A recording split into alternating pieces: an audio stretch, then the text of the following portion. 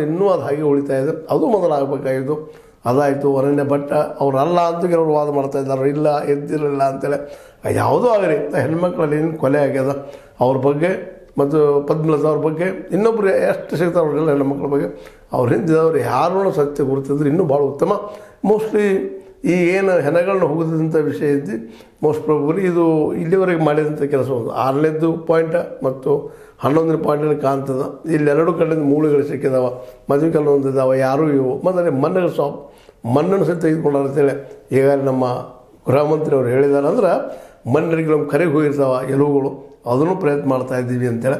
ಅಂತಿದ್ರಾರ್ಥ ಇಷ್ಟ ಕಾಂಗ್ರೆಸ್ಸಿಗರು ನೇಮಿಸಿದಂಥ ಈ ಕಾಂಗ್ರೆಸ್ ಸರ್ಕಾರದ, ಸಿದ್ದರಾಮಯ್ಯ ಸರ್ಕಾರದ ಈ SIT ತನಿಖೆ ಇದು ಯೋಗ್ಯದ ಅನ್ನೋದನ್ನು ಎಲ್ಲರೂ ಒಪ್ಕೊಂಡಂಗಾಗಿದೆ. ಅದಕ್ಕಾಗಿ BJPಗೆ ಅನಗತ್ಯ ಈ ವಿಷಯವನ್ನು ಮಾಡ್ತಾ ಸ್ಟ್ರೈಕ್ ಮಾಡ್ತಾ ಹೋಗುವಂಥದ್ದು ಎಷ್ಟು ಮಟ್ಟಿಗೆ ಸರಿ ಅನ್ನುವಂಥದ್ದು. ಯಾಕಂದ್ರೆ ಸ್ವತಃ ಹೆಗ್ಡೆ ಅವರು ಇವತ್ತು ಹೇಳ್ತಾ ಇದ್ದಾರೆ ತನಿಖೆ ಆಗಬೇಕು, ಅದೇನು ಹೊರಗೆ ಬರಲಿ, ಸತ್ಯ ಹೊರಗೆ ಬರಲಿ, ನಾವು ಕ್ಲಿಯರ್ ಆಗಲಿ ಅದರಿಂದ ಅನ್ನುವಂಥ ಮಾತನ್ನು ಹೇಳ್ತಾ ಇದ್ದಾರೆ.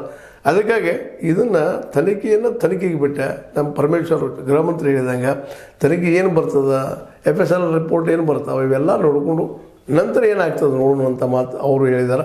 ಒಟ್ಟಾರೆಯಾಗಿ ಇದೊಂದು ಸೌಹಾರ್ದಯುತವಾಗಿ ಈ ನಡೆದ ಈ ಭೂಮಿ ಅಗಿಯುವ ಕೆಲಸದ ಅಥವಾ ಹೆಣಗಳು ಹೋಗಿದ್ದಾರೆ ಅನ್ನುವಂಥ ಮಾತು ಸುಳ್ಳರೇ ಆಗಲಿ, ನಿಜಾರೇ ಆಗಲಿ, ಏನನ್ನೋದಾಗಲಿ, ಒಟ್ಟಿನಲ್ಲೇ ಅದರ ರಿಸಲ್ಟ್ ಮತ್ತು ಬರಲಿ ಅನ್ನುವಂಥದ್ದು ಅದನ್ನು ಇವತ್ತು ನಮ್ಮ ವೀರೇಂದ್ರ